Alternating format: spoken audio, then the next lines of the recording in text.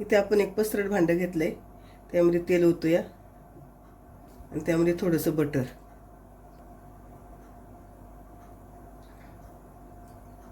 इथं आपलं तेल तापलं की त्यामध्ये आपण कांदा परतून घेऊया.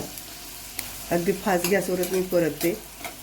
आपल्याला इथं कांदा लाल नाही करायचा, मऊसूत करायचा आहे. इथं आपला कांदा मऊ झालेला आहे.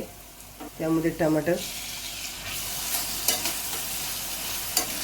पण आपल्याला छान आता याच्यात शिजवून घ्यायचे.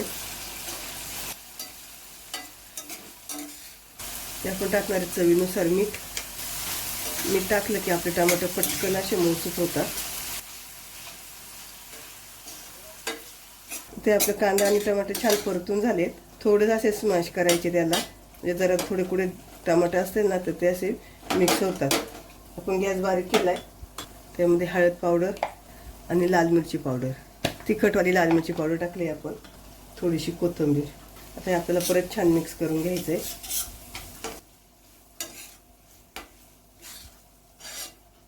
परतून झाले सगळे मसाले टाकून. तर त्यामध्ये आपण 4 अंडी टाकणार आहेत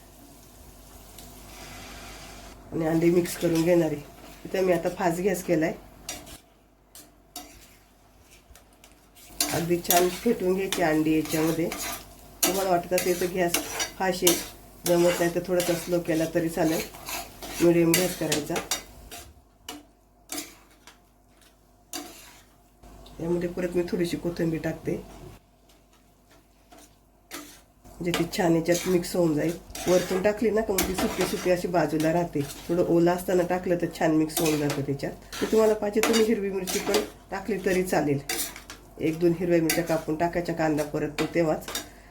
किती सुंदर झाली आहे, छान कलर आलाय. त्यामध्ये थोडीशी काळी मिरी टाकते, एकदम थोडीशी, जास्त नाही टाकायची. आणि सगळी मिक्स करून घ्यायचं. चिक्की होईपर्यंत चांगली परतून घ्यायची. ओली नाही ठेवायची. जरा आपण पावाबरोबर, चपातीबरोबर, भाकरीबरोबर, कशाबरोबर खाली तरी चालेल. तुम्हाला पाहिजे तर वरतून आता थोडंसं बटर टाकून परतून घेतली तरी पण छान लागते. इथे आपली अंडा भुर्जी तयार आहे.